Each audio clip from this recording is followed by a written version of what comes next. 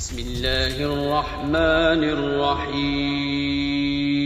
اس طرح نہیں ہے، دعا میں آپ کو ہلنے کا حق نہیں ہے۔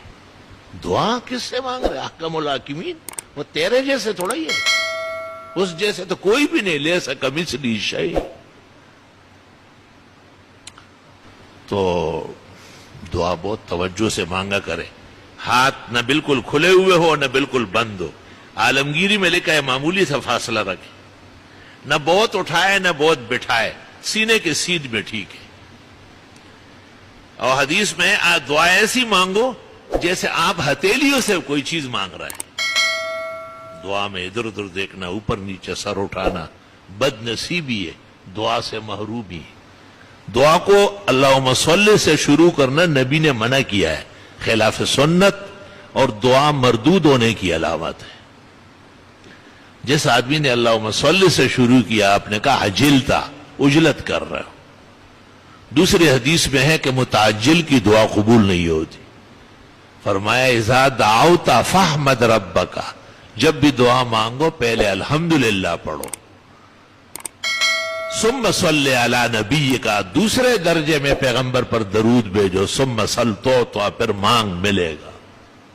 آپ اندازہ لگائے، یعنی دعاؤں کے آداب بھی بڑے بڑوں کو یاد نہیں ہے۔ اللہم صلی علی محمد، بابا یہ کیا ہو رہا ہے؟ یہ آپ کی اپنی کوئی شریعت ہے کیا؟ یہ ترمذی بخاری اور مسلم کے بعد اہم مہم کتاب ہے دعوت الکبیر میں 4 حدیثیں، چاروں میں پیغمبر نے منع کیا کہ درود شریف سے آپ نیک عمل شروع نہیں کر سکتے۔ کسی بھی وظیفے کے بارے میں یہ کہنا اول و آخر درود سری دروغ، غلط، فوش غلط، پیغمبرانہ خلاف ورزی۔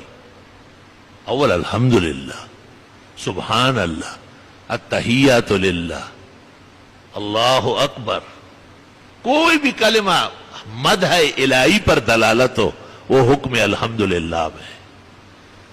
شکر کرو کہ مرنے سے پہلے پتہ چلا، ورنہ لحد میں اتر جاتے ہو، منکر نگی ڈنڈے سوٹے دکھاتے کہ آج تک تو نے انسانوں والی دعا بھی نہیں مانگی۔